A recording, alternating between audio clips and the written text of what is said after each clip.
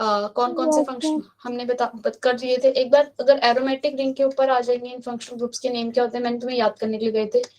इसको बोलते हैं टोलीन। और अगर मैं इसका, ये ट्राइवल नेम है, अगर मैं इसका आईयूपीएसी नेम की बात करूं मैं लिखूंगी मिथाइल बेंजीन। क्या लिखूंगी इसको? मिथाइल मिठाई। बेंजीन। इसका नाम क्या है? Benzoic acid. अगर मैं इसके, ये भी जो नाम है इसका आईयूपीएसी इसको भी एक्सेप्ट करता है, तो मैं यही नेम लेती हूँ, बेंजोइक एसिड।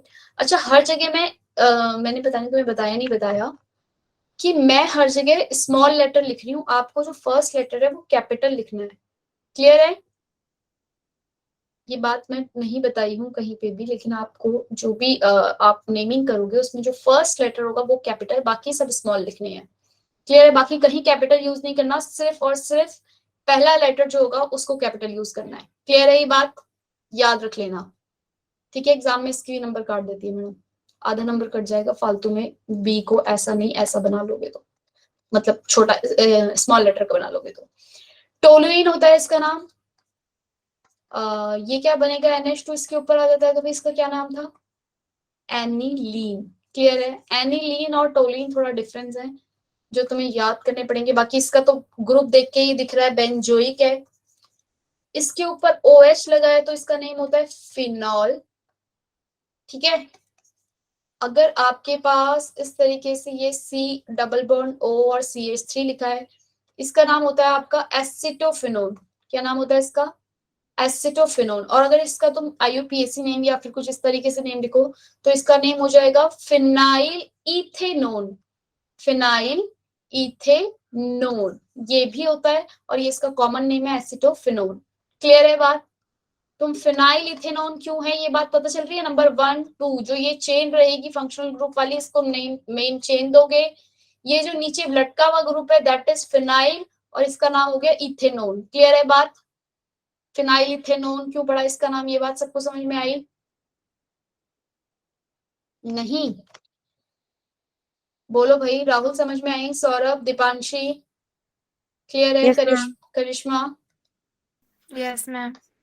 अगर बच्चे NH2 यहाँ लगाए ये, और एक OH लगा है यहाँ, और यहाँ पे ब्रोमो लिखा है, तो आप इसका नंबर 1 दिया आपने, इसको 2, इसको 3, फिर 4, फिर 5। आपने इसको मेन बेस माना है। अच्छा, बेस एनिलीन और फिनॉल में से मैं फिनॉल को ले लूं, फिनॉल को ले लेती हूँ, क्योंकि फिनॉल आगे आता है ना, हमने जो याद किया था सलोनी वाला। 1 नंबर इसको, 2 इसे, फिर 3 और फिर 4 फिर 5। आपने नंबरिंग करी। इसका नेम क्या पड़ेगा बच्चे? एक तो लिख सकते हो आप ऑर्थो अमीनो। ऑर्थो पे क्या है इसके? OH के ऑर्थो पोजीशन पे है अमीनो, और मेटा पोजीशन पे क्या है? Meta bromo. Meta bromo phenol. Clear हुई बात भाई? क्या नाम होगा इसका? ऑर्थो मतलब OH की जो ऑर्थो पोजीशन है वो अमीनो है, और ortho para, ortho Meta para, और ये भी कौन सी है? ब्रोमो कौन सी पोजीशन पे है? मेटा पे। भाई किसी को इस बात पे तो कंफ्यूजन नहीं है कि जब मैम आपने ये बनाया था तो मेटा तो यहाँ थी, ओ पैरा यहाँ थी नीचे, अब की बार ये इसको मैं मेटा क्यों लिख रही हूँ? किसी बच्चे को इस बात पे तो कंफ्यूजन नहीं है ना भाई? है किसी को? हैंड रेज करो। मैम एक बार एक्सप्लेन कर दीजिए। मैम बता दो एक बार। ये वाली मैंने बात बताई थी तब आपने क्लास अटेंड की थी कि ये पैरा है करके, अगर यहाँ पे कुछ लगा है तो, और ये कंधे जो हो गए इसके, ये ऑर्थो पोजीशन हो गई, ये मेटा पोजीशन हो गई। मैम ये पता है। हाँ, ये पैरा हो गई। अब यहाँ पर आपने जब इसका स्ट्रक्चर बनाया, बच्चे मैं किसी के रिस्पेक्ट में देखती हूँ, ऑर्थो मेरा पैरा मेटा जो भी है, इसको मैं किसी के रिस्पेक्ट, अब मेरा OH ग्रुप यहाँ लगा है तो OH के जो कंधे रहे वो कहाँ रहे? ये। क्लियर है? तो ऑर्थो पोजीशन ये होगी, ये हो गई आपकी मेटा, और ये हो गई इसकी पैरा। क्लियर है? अगर मैं यही स्ट्रक्चर, मैंने यहाँ OH लिखा था और यहाँ NH2 लिखा था, और अगर मैं NH2 को बेस मान रही हूँ, NH2 को अगर मैं बेस मान रही हूँ, तो NH2 का ऑर्थो क्या हो गया? ये OH, मेटा ये हो गया जो ब्रोमीन लगा था, और ये वाली पोजीशन पैरा होगी। क्लियर हुई बात? किसी के रिस्पेक्ट में देखूंगी, उसके कंधे मतलब उसके अगल बगल वाला ऑर्थो, उससे नीचे वाला मेटा, और उसके ठीक अपोजिट वाला पैरा। क्लियर है बात? जब मैं किसी के रिस्पेक्ट में देखूंगी। बोलो भाई, समझ में आई यहाँ तक बात? Yes ma'am. अब आपके पास एक बेंजीन रिंग है और इसके ऊपर CONH2 लगा है, इसको बोलते हैं बेंजामाइड। इस ग्रुप का नाम क्या होता है और इस पूरे का नाम क्या हो जाएगा? बेंजामाइड। क्लियर है? बेंजामाइड क्लियर है भाई? बेंजामाइड बोलो भाई। एमाइड Yes, ग्रुप बताया था, ठीक है। ऐसे ही और कौन सा ग्रुप होता है? एक होता है कीटोन वाला ग्रुप, अगर लगा लो ये सी, अभी बता दिया कीटोन वाला तो हो गया है। अगर यही CO लिखा है इसके ऊपर और फिर यहाँ पे भी एक बेंजीन रिंग बनी हुई है, इसको बोलते हैं हम बेंजोफिनोन। क्या बोलते हैं? बेंजोफिनॉन। ठीक है, बेंजो फिर फिनॉन, मतलब ये पूरा बेंजो हो गया और ये फिनॉन लगा है इस पे। क्लियर है? बेंजाइल किसे बोलते हैं, फिनाइल किसे बोलते हैं, ये बात पता है? yes, ma'am. CH3 CH2 CH3 के नीचे यहाँ पर अगर ये रिंग लगी है तो इसका नाम हो गया फिनाइल प्रोपेन। और ऐसे ही अगर CH3 CH2 CH3 लिखा है और यहाँ पे CH और फिर इसके नीचे बेंजीन रिंग बनी है तो ये हो गया आपका बेंजाइल प्रोपेन। ये ग्रुप जो बना है बेंजीन के ऊपर CH2, इस ग्रुप का नाम होता है बेंजाइल और 3 की चेन थी इसलिए बेंजाइल प्रोपेन। क्लियर है बात? हाँ भाई पूछो पवन। पवन तुम टेस्ट तो देते नहीं हो बच्चे, ना मेरे पास तुम्हारा नंबर है।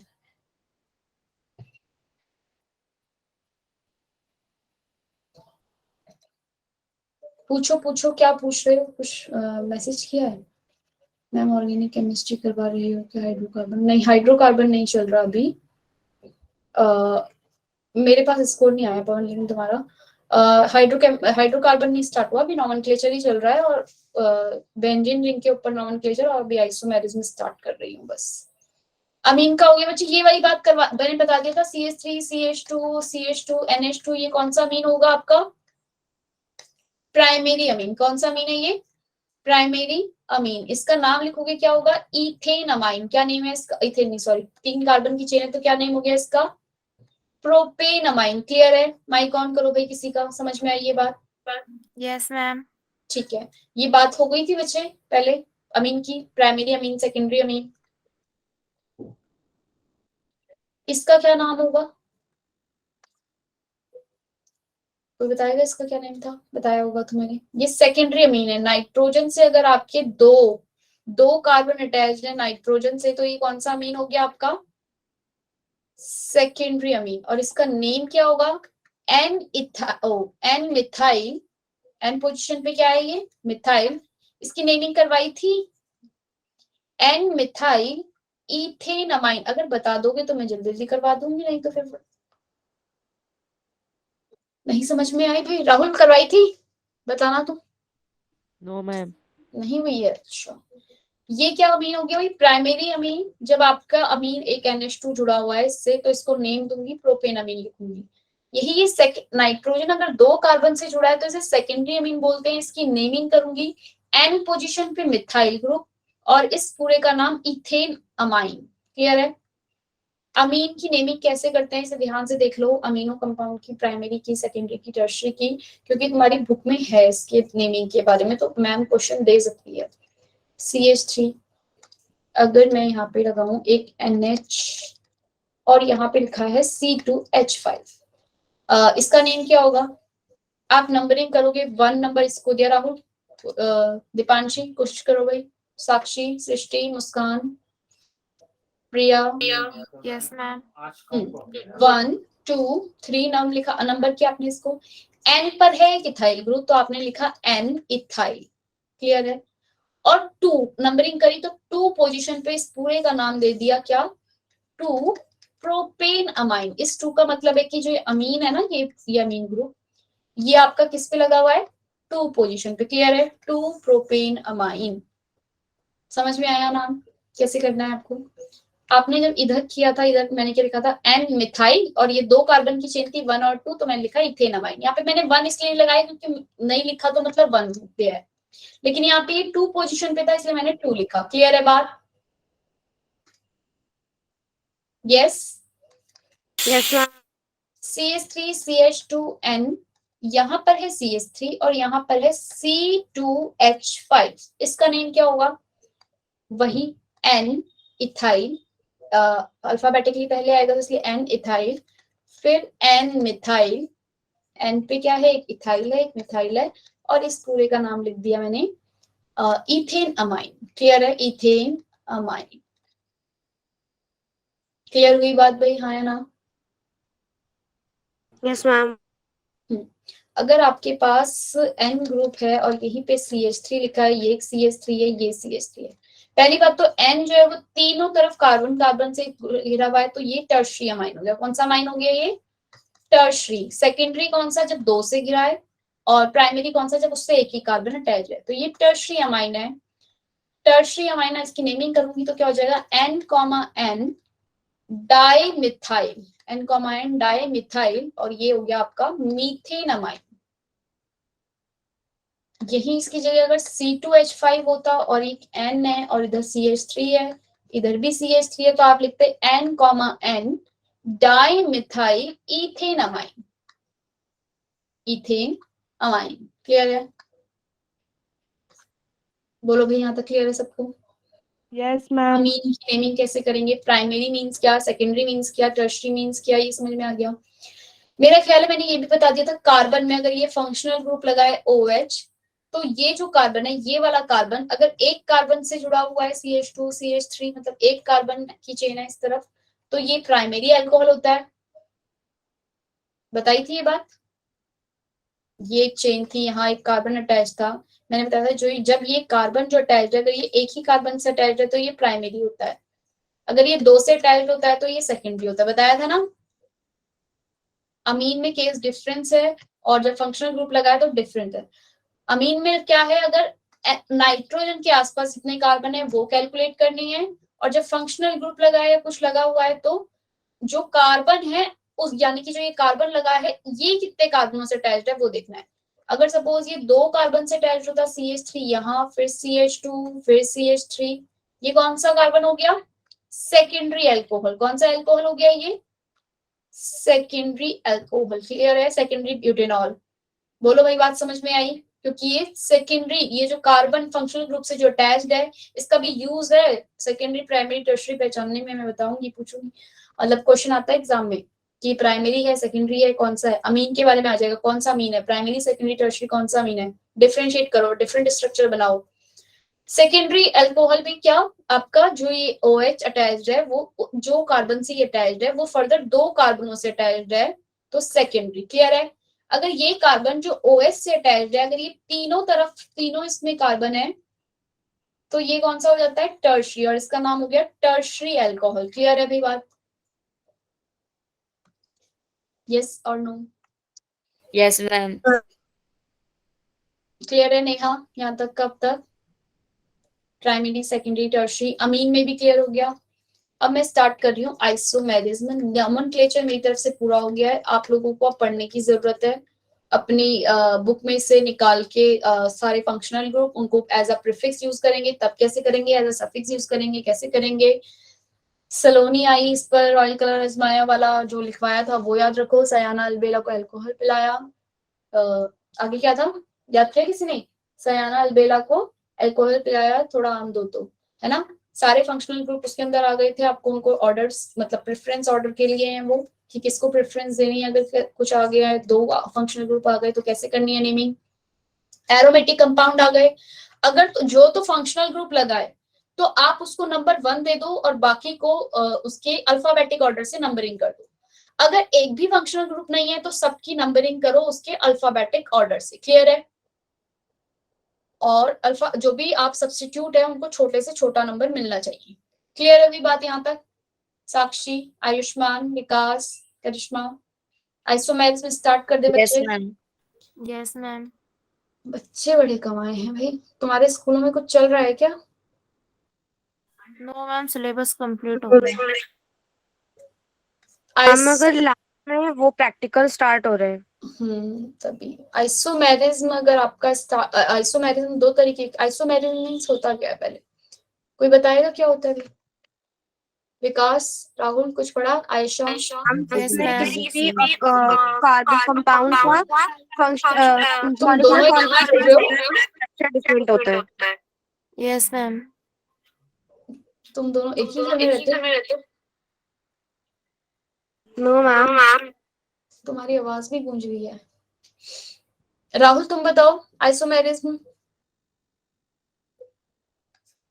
मैम जिनका मॉलिक्यूलर फॉर्मूला सेम होता है स्ट्रक्चर से डिफरेंट होते हैं। मॉलिक्यूलर फॉर्मूला जो है वो सेम रहेगा, लेकिन अगर स्ट्रक्चर सेम रहेगा तो वो structure different, molecular formula same, अगर स्ट्रक्चर डिफरेंट है तो वो स्ट्रक्चरल आइसोमर, और अगर उनके स्पेशल अरेंजमेंट अगर डिफरेंस है तो वो ऑप्टिकल आइसोमर। ऑप्टिकल आइसोमर्स भी तीन तरीके के हैं आपके, उसमें कॉन्फ़िगरेशन, कन्फर्मेशनल, आपके उसमें सिर्फ ज्योमेट्रिकल है। मैं ज्योमेट्री बताऊंगी, वो भी बता देती हूँ। ज्योमेट्रिकल आइसोमर्स मींस क्या, स्ट्रक्चर के बारे में बाद में बात करते हैं, पहले ज्योमेट्री कर लेते हैं। छोटा सा टॉपिक है सिस और ट्रांस वाला, फिर उसके बाद स्ट्रक्चर आइसोमर्स के बारे में बात करेंगे। ज्योमेट्रिकल आइसोमर्स मींस क्या, जैसे कि आपका ये मैंने ब्यूटीन बनाया, आप इसकी नेमिंग करोगे, क्या लिखा है 1 2 3 4, इसको भी ब्यूटीन बोलोगे। एक आपने दूसरा स्ट्रक्चर बनाया CH3 और ये H और ये H, आपने इसकी भी नंबरिंग करी 1 2 3 4, ये भी ब्यूटीन है, ये भी ब्यूटीन है ना, दोनों का नाम ब्यूटीन ही लिखोगे आप, नंबरिंग करोगे। Yes ma'am. लेकिन इसके जो अरेंजमेंट है CH3 की, मतलब जो इनके इसके एटम है डबल बॉन्ड के सराउंडिंग, स्पेशल अरेंजमेंट, मतलब जो इसकी स्पेस में अरेंजमेंट है वो डिफरेंट है। इसमें दोनों CH3 एक ही तरफ हैं, इसमें दोनों के दोनों अपोजिट हैं। जब दोनों एक ही तरफ हो गए तो ये होता है सिस, और दोनों अगर एक दूसरे के इस तरीके से क्रॉस में है तो ये क्या हो जाता है ट्रांस। क्लियर है, ये हो गया ट्रांस ब्यूटीन और ये हो गया सिस ब्यूटीन। बात समझ में आई, सिस और ट्रांस। क्लियर हुई बात भाई सिस और ट्रांस की। सिस और ज्योमेट्री, अगर आपसे बोला है ज्योमेट्रिकल आइसोमर्स बताओ, तब आपको ये बताना है कि एक सिस और ट्रांस, और कौन सा ज्योमेट्रिकल आइसोमर शो करेगा जिसमें ऐसा हो रहा होगा कि दो एक तरफ आ रहे होंगे, और मतलब डबल बॉन्ड के अराउंड जो भी है, सपोज ये OH लगा है या क्लोरीन लगा है तो क्लोरीन एक तरफ लिख के यहाँ पे H और H, दूसरा वाला जो है इस तरीके से आपका यहाँ क्लोरीन यहाँ पे क्लोरीन, तो ये सिस और ट्रांस शो करेगा। क्लियर है, ऐसी डबल बॉन्ड C D इस तरफ और D इस तरफ। पूछ लिया ये कौन सा आइसोमर शो कर रहे हैं, ज्योमेट्रिकल आइसोमर्स में सिस, और ट्रांस में क्या होगा, दोनों अपोजिट। क्लियर है, बता दो कि सिस कौन सा है ट्रांस कौन सा है, इजी है। डबल बॉन्ड के अराउंड आपकी जो स्पेशल अरेंजमेंट है एटम की वो डिफरेंस होती है, उनका मॉलिक्यूलर फॉर्मूला भी सेम है, स्ट्रक्चर मतलब स्ट्रक्चर भी दोनों का सेम है। क्लियर है, लेकिन उनकी स्पेशल अरेंजमेंट जो है, कैसे ब्यूटीन है, ठीक है, दोनों का जो स्पेशल अरेंजमेंट है वो डिफरेंस है भाई। क्लियर है यहाँ तक बात भाई। नंबरिंग करोगे 1 2 3 4, 4 की चेन बनी, 2 पोजीशन, मैंने ऐसे सीधा बनाने की जगह है CH3 ग्रुप जो है वो ऊपर ऊपर हो गया, मतलब अरेंजमेंट डिफरेंस है और इसमें अलग है। क्लियर है, दोनों अपोजिट है, तो ब्यूटी। स्ट्रक्चरल आइसोमर्स की बात करते हैं। स्ट्रक्चरल आइसोमर्स में क्या होता है बच्चे, मॉलिक्यूलर फॉर्मूला सेम, लेकिन क्या उनके स्ट्रक्चर में difference, structure isomerism. Structural isomerism में क्या होता है आपके 4 तरीके के आइसोमर्स हैं इसमें। चेन आइसोमर, चेन आइसोमेरिज्म, दूसरा पोजीशन आइसोमेरिज्म, तीसरा फंक्शनल आइसोमेरिज्म, चौथा मेटामेरिज्म। क्लियर है, मेटामर आइसोमेरिज्म। बोलो भाई, 4 टाइप के आइसोमर है, चेन, पोजीशन, फंक्शनल और मेटामर्स। एक एक करके पढ़ेंगे कि क्या इनमें डिफरेंस है। मैम टॉटोमेरिज्म भी तो होता है। टॉटोमेरिज्म में होता है, करवाएंगे, आपके सिलेबस में अभी नहीं है इसमें, ठीक है, उसके लिए पूरी एक क्लास चाहिए समझाने के लिए, मैं बता दूंगी थोड़ा सा जब मिलेगा टाइम। अच्छा, एक और बात मुझे पूछनी थी, अगर तुम एंड तक रहोगे तो मुझे याद दिला देना कि मैम आप कह रहे थे एक और बात पूछनी थी, ठीक है। चेन आइसोमर्स जो होते हैं, चेन आइसोमर की अगर मैं बात करूं, मुझे सबसे पहले किसी भी मेरे पास फॉर्मूला अगर मुझे दे दिया उसके मुझे आइसोमर स्ट्रक्चर बनाने आनी चाहिए। सपोज मुझे लिखा है कि पेंटेन के आइसोमर्स बनाओ, पेंटेन के आइसोमर्स बनाओ, तो बच्चे पहला आइसोमर्स मैं बनाऊंगी N pentane, CH3 CH2 CH2 CH2 CH3, जो नॉर्मल चेन होती है मैं इसको लिखती हूँ एन पेंटेन। दूसरा मैं इसका बनाऊंगी CH3 CH, तो यहाँ पे एक CH3 CH2 CH3, दोनों का देखोगे आप बच्चे इसकी मॉलिक्यूलर फॉर्मूला सेम है, लेकिन दोनों में क्या है, डिफरेंस है। इसका नाम लिखोगे, क्या लिखोगे, 2 मिथाइल ब्यूटेन, 2 मिथाइल ब्यूटेन, क्योंकि 1 2 3 4 4 की चेन है, इसलिए ब्यूटेन। और नंबरिंग अगर मैं इसकी कहां से करूंगी, छोटे वाले साइड से करूंगी, तो 1 मतलब छोटा नंबर मिलना चाहिए मिथाइल को, 1 2 3 4, 2 मिथाइल, 2 पोजीशन पे मिथाइल और ब्यूटेन। क्लियर है भाई। उसके बाद एक और स्ट्रक्चर इसका बन सकता है CH3 CH3, यहाँ पे भी CH3, यहाँ पे भी, और इसका नेम क्या हो जाएगा, 2 डाई मिथाइल प्रोपेन। क्लियर है, 3 स्ट्रक्चर बन रहे हैं मेरे इसके प्रोपेन। इसके अलावा और कोई बन रहा है, इसके अलावा 3 पेंटेन के 3 स्ट्रक्चर्स के अलावा और कोई बन रहा है इसका आइसोमर, बोलो भाई, कोई और बन रहा है, प्रिया, नेहा, सृष्टि, आयुष्मान, यस मैम। कौन सा बन रहा है, कोई और एक आइसोमर बन रहा है, करिश्मा देखना भाई, बन रहा है, यस मैम। कौन सा, क्या, कैसे, कहाँ लगा रहे हो आप CH3 को, मेरे हिसाब से ये आपका नियोपेंटेन, सेकेंडरी पेंटेन, ठीक है, सेकेंडरी या फिर आइसोपेंटेन बोल दो, आइसोपेंटेन, नियोपेंटेन और एनपेंटेन।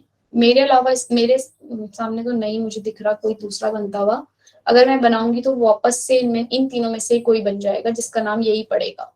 क्लियर है, पेंटेन के आपके 3 आइसोमर्स बन रहे हैं, आप बनाकर देख लेना, ठीक है अपने आप। ये ध्यान रहे कोई स्ट्रक्चर रिपीट ना हो, तो इसलिए नेमिंग लिख लेना ताकि तुम्हें नेमिंग से पता रहेगा, नंबरिंग ठीक करोगे, ठीक है। 1 नंबर इसको, 2 इसको, 3 आपने इनके नेम किए बच्चे। इसमें कितने की चेन है, 1 2 3 4 5, 5 कार्बन की एक चेन है, और इस वाले में 1 2 3 4 कार्बन की चेन है। ये दोनों में जहां नंबर ऑफ कार्बन की चेन डिफरेंस हो गई, ये कौन से आइसोमर्स बन गए हैं, चेन आइसोमर्स। क्लियर है मेरी बात, चेन आइसोमर, चेन आइसोमर्स में क्या हो गया, नंबर ऑफ कार्बन की जो चेन है वो डिफरेंट हो गई। क्लियर है मेरी बात यहाँ तक, 1 2 3 4 मैंने बनाया क्लोरोब्यूटेन का स्ट्रक्चर, किसका, क्लोरोब्यूटेन के आइसोमर्स बना रही हूँ मैं, किसके, क्लोरोब्यूटेन के आइसोमर। आपने यहाँ क्लोरो लिखा, एक चेन, एक ये बना, 1 2 3 क्लोरो यहाँ लिखा, यहाँ CH3 लगाया, एक स्ट्रक्चर ये बना, 1 2 3 यहाँ पे लिख लेती हूँ, 1 2 3 4, और क्लोरो अब की बार मैंने यहाँ सेकंड पोजीशन पे लगाया, थर्ड स्ट्रक्चर ये बना। क्लियर है,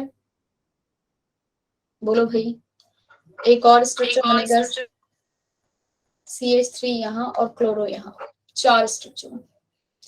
क्लोरोब्यूटेन के आपके 4 आइसोमर्स बने, क्लोरोब्यूटेन के कितने आइसोमर्स बन गए हैं,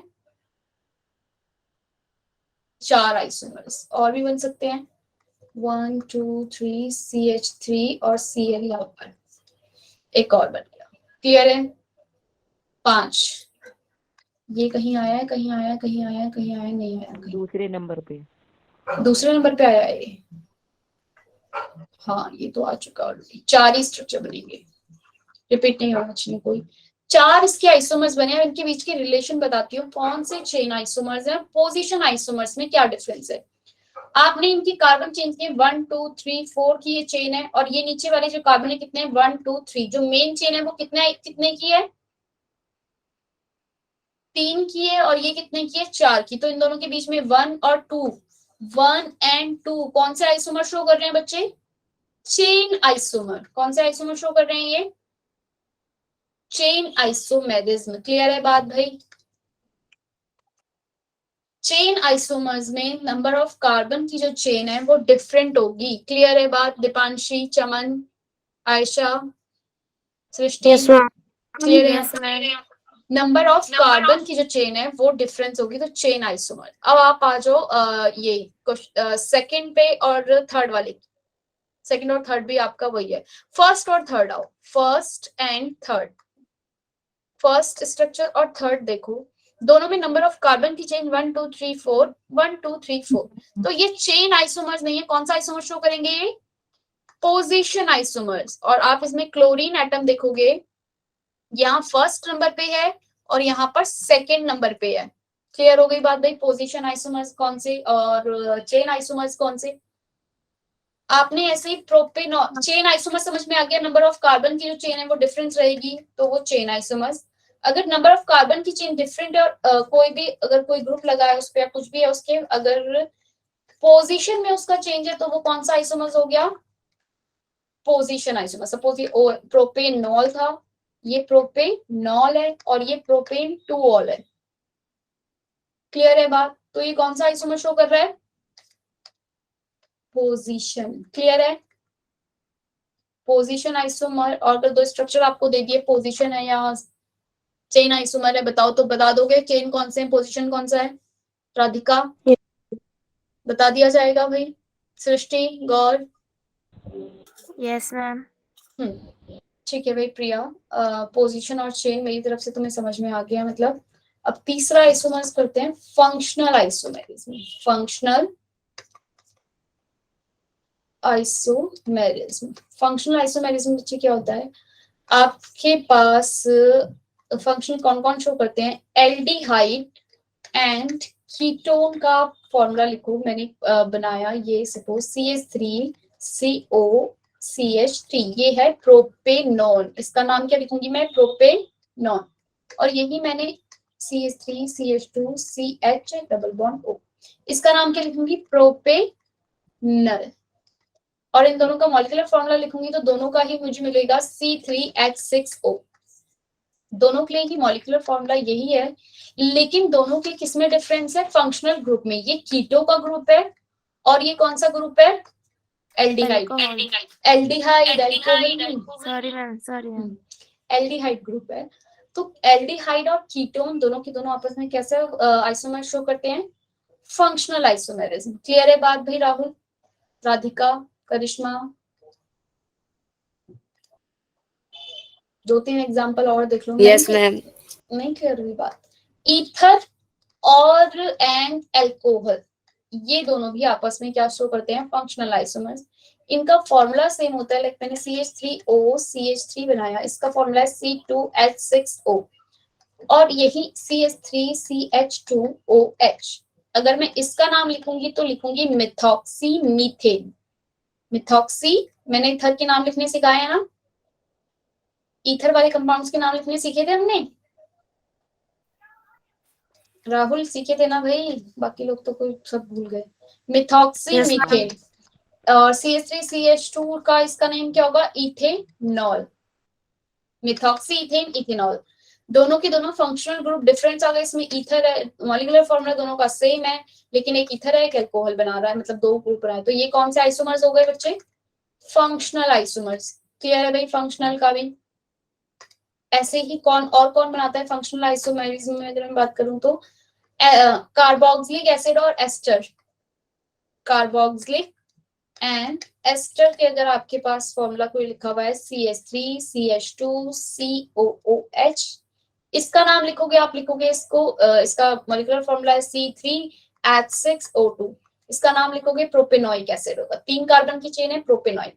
यही आप CH3CH2COO और CH3 लिखो, इसका भी जो मॉलिक्यूलर फॉर्मूला है C3H6O2 है, लेकिन इसका नाम क्या है?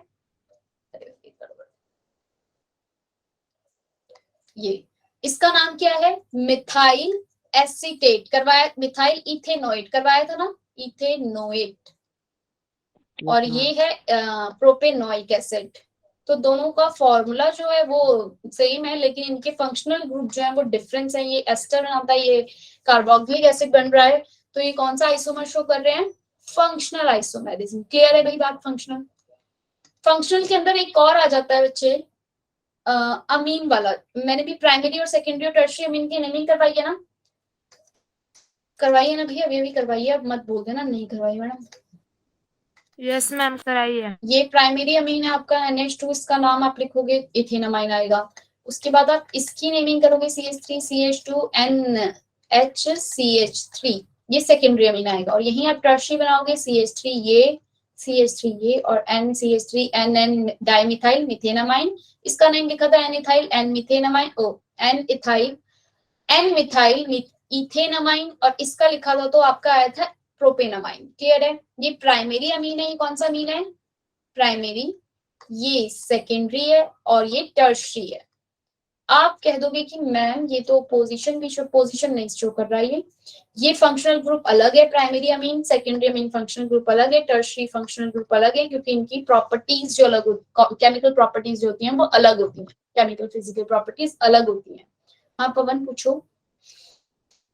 केमिकल और फिजिकल प्रॉपर्टीज, हाँ क्लास होगी 26 को, यही डिस्कस करना था, अभी क्लास के बाद में करती हूँ।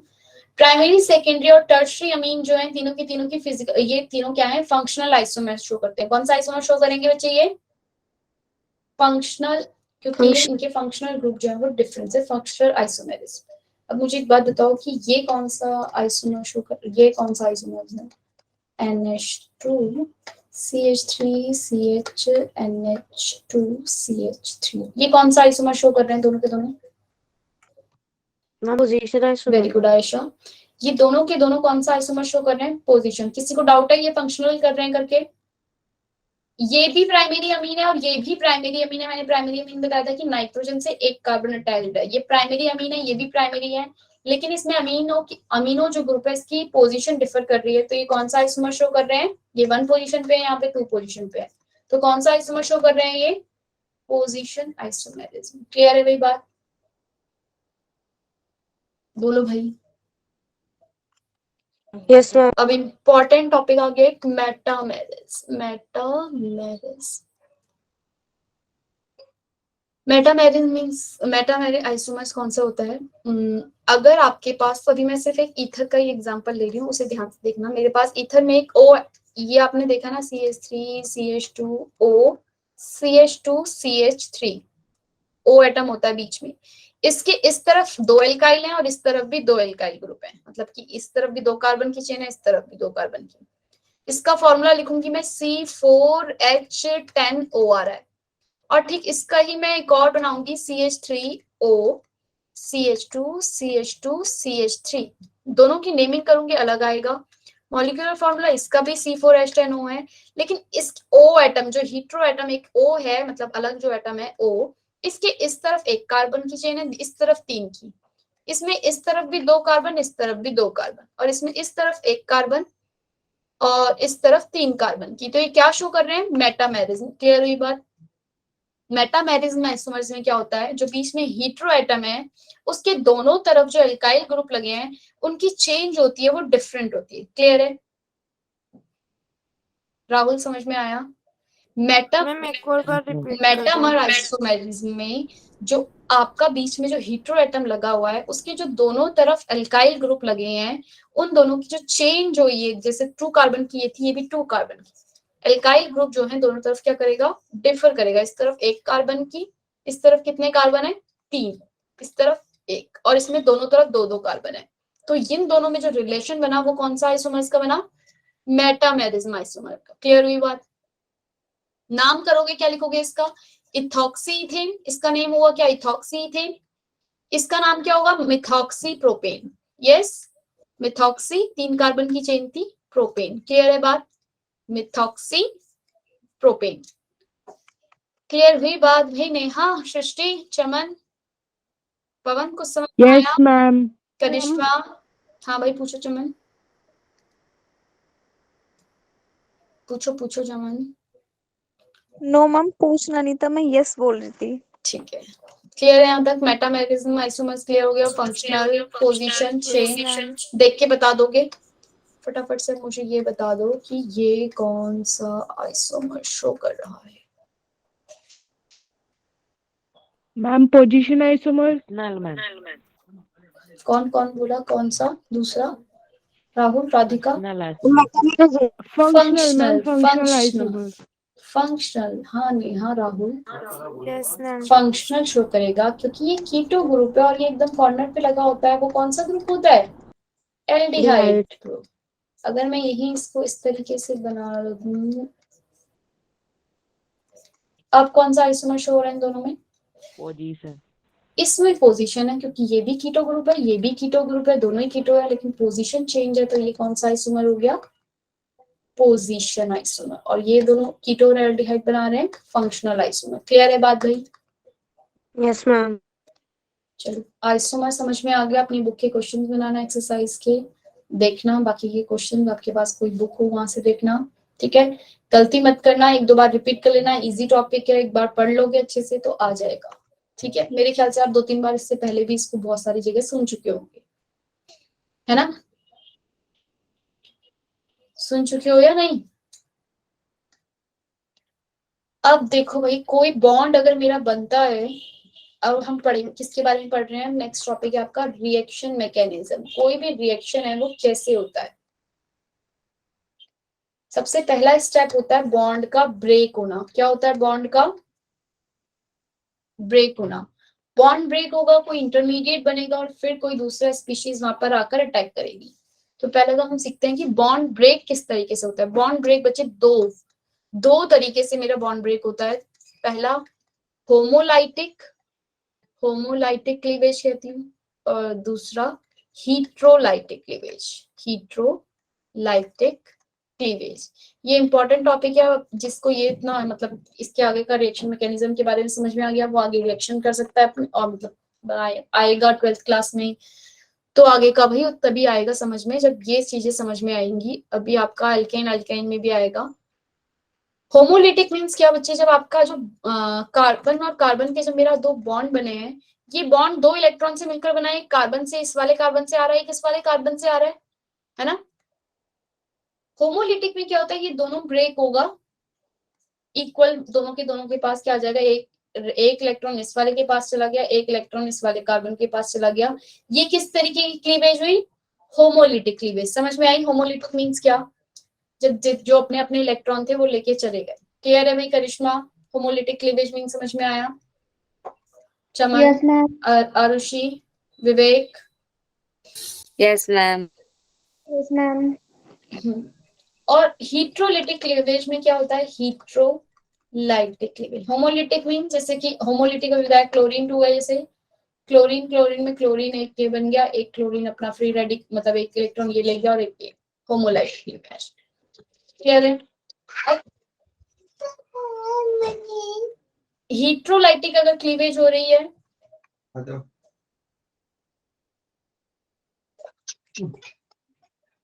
कहाँ जा रहे हैं?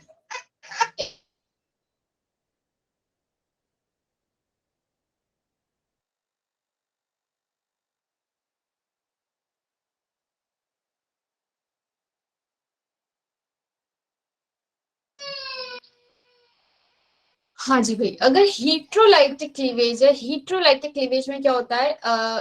एक जो मोस्ट इलेक्ट्रोनेगेटिव एटम होगा, क्लोरीन एक बहुत इलेक्ट्रोनेगेटिव है, बोलो भाई सृष्टि।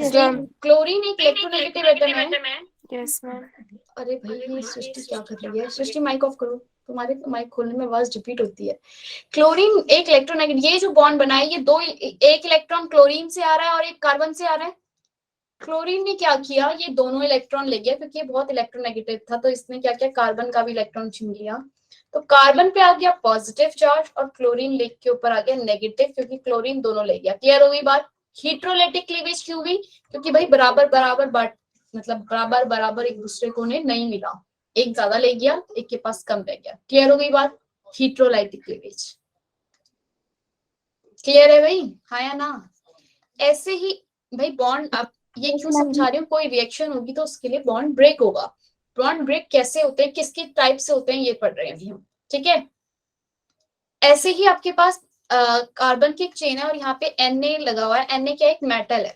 मेटल जो होता है, कार्बन जो है वो ज्यादा इलेक्ट्रोनेगेटिव है। अब की बार क्या करा? कार्बन ज्यादा इलेक्ट्रोनेगेटिव था, तो दोनों इलेक्ट्रॉन जो था वो कार्बन ले गया और कार्ब अनायन बन गया। ये कार्बन आयन है, ये कार्ब कटायन है, और Na के ऊपर पॉजिटिव चार्ज आ गया। हीट्रोलिटिक क्लीवेज। समझ में आई बात? कार्ब कटायन और कार्ब अनायन बन गया। बोलो भाई बात समझ में आई यहाँ तक? अरे हाँ या ना नेहा? Yes ma'am. कार्ब अनायन बच्चे, मैंने अभी आप कार्ब कटायन देख लिया आपने कैसे बनता है, फ्री रेडिकल कैसे बनता है, और कार्बन आयन कैसे बनता है देख लिया। बच्चे अब मैंने आपको टर्शरी और प्राइमरी सेकेंडरी अभी स्टार्टिंग में भी बताया था। फिर देखो ये जो कार्ब कटायन जो बना है, अगर ये एक तरफ ही कार्बन से जुड़ा हो, तीनों तरफ कार्बन से जुड़ा है, सपोज इसके इस तरफ भी एक CH मतलब कोई सी कार्बन लगा हुआ है, इस तरफ भी लगा है और इस तरफ भी लगा है, तो इसको C कर दो। तुम एक काम करो, CH3 मतलब इस तरफ भी एक कार्बन इसका CH3, यहाँ पे भी एक कार्बन है, यहाँ पे भी एक कार्बन है। ये कौन सा कार्बोकटायन बना मेरा? Tertiary carbocation. इस कार्बोकटायन को मैं क्या बोलूंगी? Tertiary carbocation. ऐसे ही कार्बोकटायन बना, और ये वाला जो कार्बोकटायन कार्बन है ये दो कार्बन से अटैच है, CH3 यहाँ और CH3 यहाँ, दो कार्बन दोनों तरफ कार्बन से अटैच्ड है। ये कौन सा कार्बन हो गया? अच्छा दो नहीं, हाँ ये मैं CH2 CH3 ऐसे भी लिख सकती हूँ, लेकिन मैं ये कह रही हूँ कि मतलब दोनों तरफ क्या है उसके कार्बन है। ये बात समझ में आ गई ना? सिर्फ इसको एक कार्बन से मत लेके देना, मैं सिर्फ उसके बगल वाले कार्बन की बात कर रही हूँ, आगे पीछे कितने भी हो सकते हैं, तब भी ये सेकेंडरी ही होगा। क्लियर है ये बात? मतलब कि ये एक कार्बन से यहाँ अटैच्ड है और एक कार्बन से यहाँ, तो ये कौन सा कार्बोकटायन हो गया? Secondary carbocation. क्लियर है? ऐसे ही आपका जो ये कार्बोकटायन एक जो कार्बन है ये आपका यहाँ एक मतलब एक कार्बन से अटैच्ड है, सपोज ये CH2 CH3 ये अभी भी एक ही कार्बन से अटैच्ड है, तो ये कौन सा कार्बोकटायन हो गया आपका? Primary carbocation. क्लियर है भाई? ये मैं बार बार बता चुकी हूँ, प्राइमरी सेकेंडरी टर्शरी वाली बात याद हो गई है अच्छे से? Deepanshi, Chaman? Yes ma'am. Ma'am इनमें से स्टेबल कौन सा रहेगा? वही बता रही हूँ मैं, ये स्टेबिलिटी का ऑर्डर लगा हुआ है। टर्शरी वाला जो है वो ज्यादा स्टेबल है। वो क्यों स्टेबल है अभी इसकी बात हम करेंगे। बस याद रख लो, टर्शरी कार्बोकटायन ज्यादा स्टेबल है, फिर सेकेंडरी, फिर प्राइमरी। क्लियर है? ऐसे ही अब रेडिकल की बात करो तो टर्शरी रेडिकल जो रहेगा, मतलब जिस जो तीनों तरफ से कार्बन से घिरा है, वो ज्यादा स्टेबल, उसके बाद सेकेंडरी, और फिर उससे कम प्राइमरी। क्लियर है? लेकिन अगर आप कार्ब अनायन की बात करोगे, कार्ब अनायन में ये कार्ब अनायन जो है इसमें प्राइमरी वाला ज्यादा स्टेबल है, फिर सेकेंडरी, और फिर टर्शरी सबसे लीस्ट स्टेबल है। क्लियर है बात? बोलो भाई, यहां तक समझ में आ गया? ये आपको मैम एक बार लास्ट स्लाइड दिखाना। ये यस मैम। नेहा मैंने बताया कि टर्शरी कार्बोकटायन ज्यादा स्टेबल होगा, ऐसे टर्शरी रेडिकल ज्यादा स्टेबल है जो तीनों तरफ कार्बन से घिरा है, उसके बाद सेकेंडरी और फिर सबसे लीस्ट प्राइमरी। लेकिन अगर मैं कार्ब अनायन की बात करती हूँ तो कार्ब अनायन में प्राइमरी वाला जो है ये प्राइमरी है, प्राइमरी को मैं 1 डिग्री ऐसे लिखती हूँ, सेकेंडरी 2 डिग्री, और ये 3 डिग्री, टर्शरी जो लिखती हूँ 3 डिग्री, ये लीस्ट स्टेबल है। क्लियर हो गई बात? अब ये ऐसा क्यों है इसके बारे में हम भी पढ़ेंगे। ठीक है, तुम इस स्लाइड को देख लेना, इसमें सारे फंक्शनल ग्रुप मेंशन है, इनके नेमिंग बनाना ये सब है। आइसोमर्स हो गए सारे, मेटामेरिज्म हो गए, स्टीरियो डायस्टीरियोमर ये नहीं पढ़ना है तुम्हें। ठीक है, होमोलिटिक हेटेरोलिटिक क्लीवेज ये मैंने बता दिया, इनके बता दिया, न्यूक्लियोफाइल इलेक्ट्रोफाइल।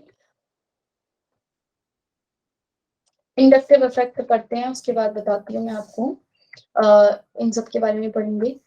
आप बच्चे एक बात बताओ मुझे, जब आपने ये स्टेबल टर्शरी स्टेबल क्यों है, उससे स्टेबल सेकेंडरी फिर प्राइमरी की बात क्यों कर रही हो, और अनायन में प्राइमरी ज्यादा स्टेबल है और फिर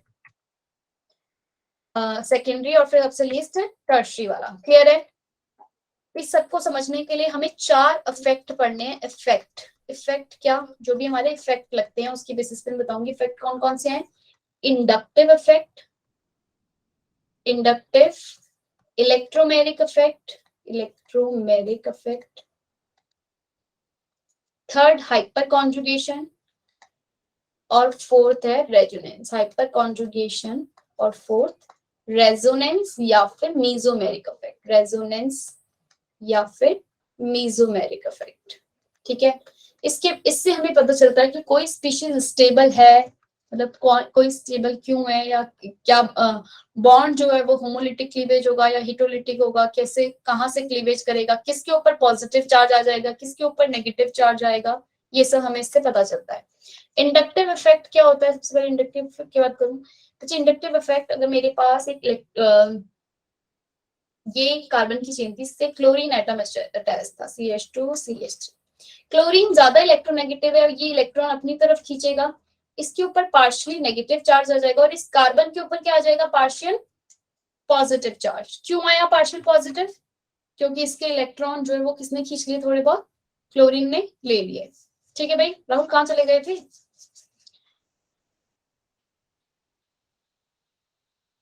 और अगर आपके पास इसके कम कार्बन, इसके ऊपर पॉजिटिव चार्ज आ गया, तो ये वाला, अब ये इस कार्बन को अपने इलेक्ट्रॉन की भरपाई करनी है तो वो इससे मांगेगा, इस वाले कार्बन से मांगेगा, तो इसके ऊपर और भी कम पॉजिटिव चार्ज आ जाएगा।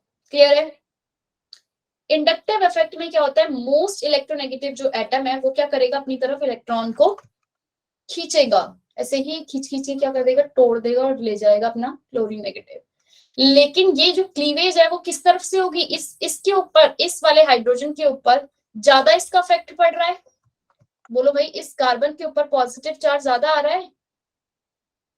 विकास समझ में आई? इंडक्टिव इफेक्ट में क्या है, जो आपका सिग्मा बॉन्ड है उसमें जो मोस्ट इलेक्ट्रोनेगेटिव एटम होगा, सपोज यहाँ पर और कोई लगाओ, NO2 ग्रुप लगाया, ठीक है, ये क्या करेगा, अपने ये इलेक्ट्रोनेगेटिव ज्यादा है, ये क्या करेगा, इससे इलेक्ट्रॉन को खींचेगा, इसके ऊपर नेगेटिव चार्ज और इसके ऊपर पॉजिटिव चार्ज आ जाएगा।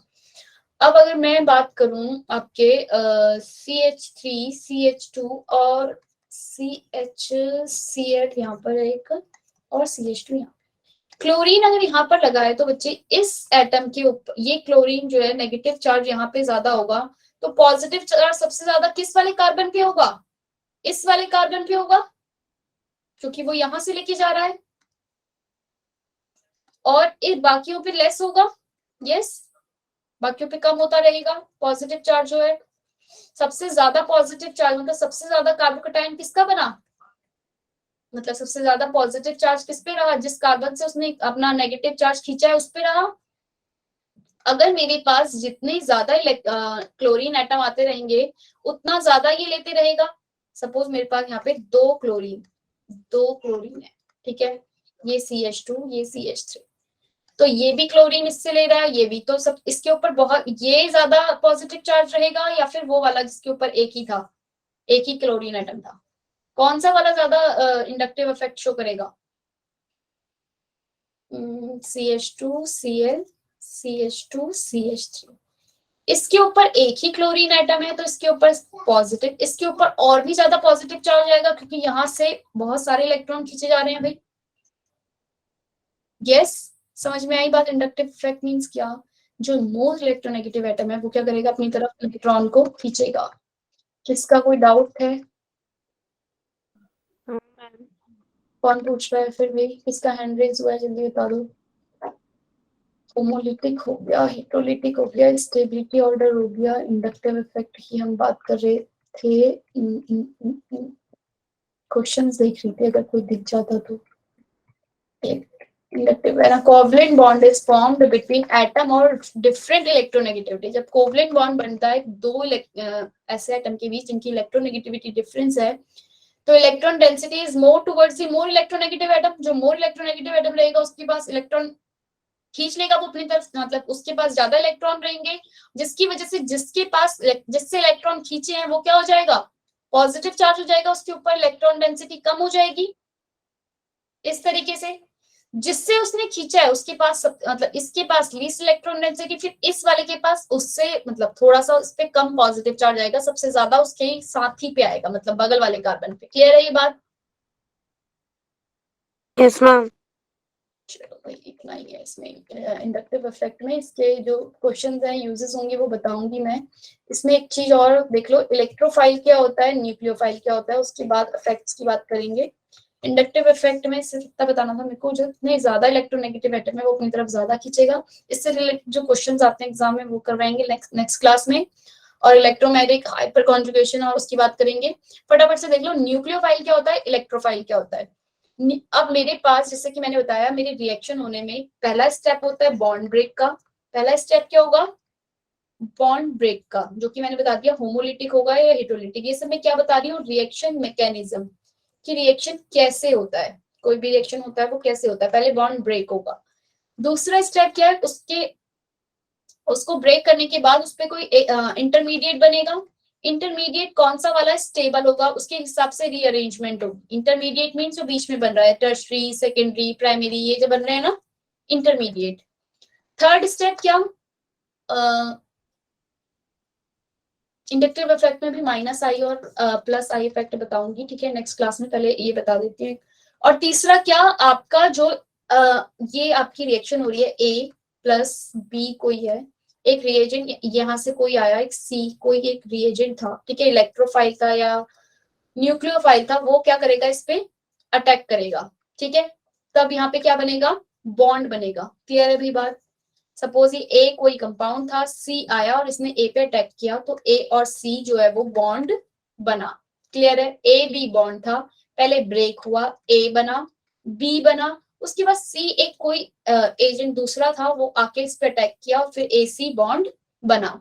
ठीक है, जो अटैक कर रहा है वो क्या है, न्यूक्लियोफाइल है या इलेक्ट्रोफाइल है। न्यूक्लियोफाइल मींस जिसको, न्यूक्लियो मींस जिसको क्या पसंद है, इलेक्ट्रॉन, तो न्यूक्लियस जिसको क्या पसंद है, न्यूक्लियस। और electrophile, file means lover, electron जो सीख कर रहा है मींस इलेक्ट्रॉन फाइल, जो इलेक्ट्रॉन ढूंढ रहा है।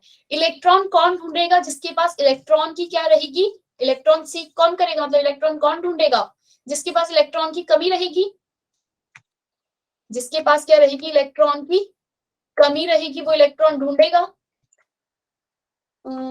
जैसे कि आप एक एग्जांपल लो, क्लोरीन नेगेटिव, अगर इसके ऊपर चार्ज है, बच्चे क्या ढूंढेगा, इलेक्ट्रॉन ढूंढेगा या न्यूक्लियस ढूंढेगा, पॉजिटिव चार्ज की तरफ जाएगा या नेगेटिव चार्ज की तरफ जाएगा, पॉजिटिव। यानी कि ये क्या है, एक न्यूक्लियोफाइल, ये क्या है, एक न्यूक्लियोफाइल। क्लियर है। ऐसे हमने पढ़ा था BF3 जो होता है, क्या होता है, इलेक्ट्रोफाइल, मतलब इसको इलेक्ट्रॉन डेफिशिएंट होता है ये, क्योंकि इसका ऑक्टेट कंप्लीट नहीं रहता, ये इलेक्ट्रॉन डेफिशिएंट होता है, पढ़ा है ना हमने, इलेक्ट्रॉन डेफिशिएंट।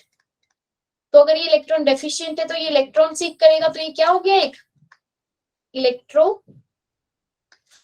क्या हो गया, ये इलेक्ट्रोफाइल। जितने भी आपके पॉजिटिव चार्ज वाले रहेंगे वो क्या रहेंगे, इलेक्ट्रोफाइल, मतलब वो इलेक्ट्रॉन ढूंढेंगे, और जितने भी आपके नेगेटिव चार्ज वाले रहेंगे वो क्या रहेंगे, न्यूक्लियोफाइल।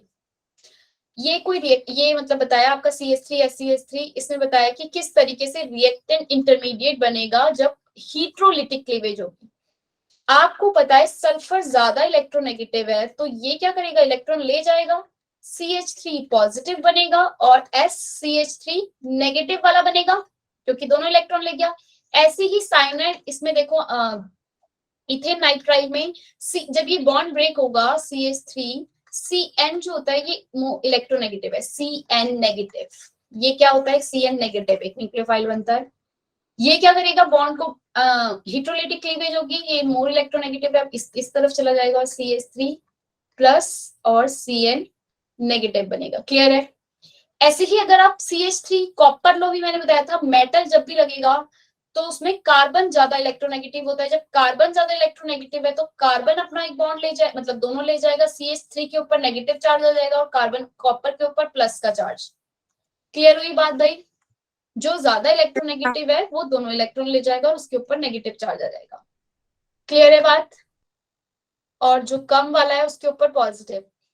न्यूक्लियोफाइल इलेक्ट्रोफाइल को ये किया है, इसमें बताना है तुम्हें कौन सा इसमें न्यूक्लियोफाइल है और कौन सा इलेक्ट्रोफाइल है। ये क्या है भाई, राहुल तुम बताओगे, थायोल ग्रुप जो ये लगा हुआ है SH नेगेटिव, ये इलेक्ट्रोफाइल है या न्यूक्लियोफाइल है, न्यूक्लियोफाइल। न्यूक्लियोफाइल। क्यों, क्योंकि इसके जितने एक नेगेटिव चार्ज न्यूक्लियो, ठीक है, और जिनके पास इलेक्ट्रॉन है ऑलरेडी वो न्यूक्लियस ढूंढेंगे, मींस वो पॉजिटिव चार्ज ढूंढेंगे, तो उनके पास क्या, वो क्या होंगे, न्यूक्लियोफाइल। BF3 मैंने भी बताया ये इलेक्ट्रॉन डेफिशिएंट होता है, ये क्या हो गया, इलेक्ट्रोफाइल। ये क्या होगा, न्यूक्लियोफाइल। ये इलेक्ट्रोफाइल। नहीं, इसके पास ऑलरेडी माइक ऑफ करो, इसके पास ऑलरेडी क्या है, इलेक्ट्रॉन प्रेजेंट है, ये किसको ढूंढेगा, न्यूक्लियस को, तो ये क्या हो गया, न्यूक्लियोफाइल। क्लोरीन के ऊपर पॉजिटिव चार्ज है, इलेक्ट्रोफाइल, इसके ऊपर पॉजिटिव चार्ज है, क्या हो गया, electrophile, negative charge nucleophile, positive charge electrophile. Clear है बात भाई, बोलो भाई, समझ में आया? न्यूक्लियोफाइल क्या होते हैं, इलेक्ट्रोफाइल Yes, क्या होते हैं, डिफरेंट कर सकते हो। इलेक्ट्रोफिलिक सेंटर बताना है। इलेक्ट्रोफिलिक सेंटर मींस ऐसा सेंटर जिसको क्या पसंद हो। इलेक्ट्रोफिलिक बताना है मींस जिसके ऊपर क्या, जो इलेक्ट्रॉन, जिसकी तरफ इलेक्ट्रॉन क्या होंगे, अट्रैक्ट होंगे। अगर आप इसको लिखोगे CH3CHO को, O ज्यादा इलेक्ट्रोनेगेटिव है तो O क्या करेगा, CH3CO के पास नेगेटिव चार्ज आ जाएगा और इसके पास आ जाएगा पॉजिटिव चार्ज। तो इलेक्ट्रोफिलिक सेंटर कौन सा हो गया, ये वाला। क्लियर है?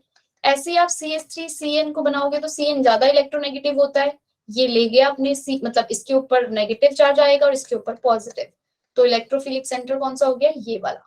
ऐसे CH3I में I इलेक्ट्रोनेगेटिव है, I जो है नेगेटिव चार्ज अपनी इसके ऊपर नेगेटिव आ जाएगा, इसके ऊपर पॉजिटिव चार्ज आएगा। तो इलेक्ट्रोफिलिक सेंटर कौन सा हो गया, ये पॉजिटिव चार्ज। क्लियर है भाई बात? Electrophilic, nucleophilic. इंडक्टिव इफेक्ट के बारे में बताऊंगी आगे, और अभी उतना ही रखते हैं। इंडक्टिव मींस जो इलेक्ट्रोनेगेटिव है ज्यादा, उसकी तरफ अपनी तरफ बॉन्ड को अट्रैक्ट कर लेता है इलेक्ट्रॉन को। इलेक्ट्रोफाइल क्या होते हैं, न्यूक्लियोफाइल क्या होते हैं, पता चल गया।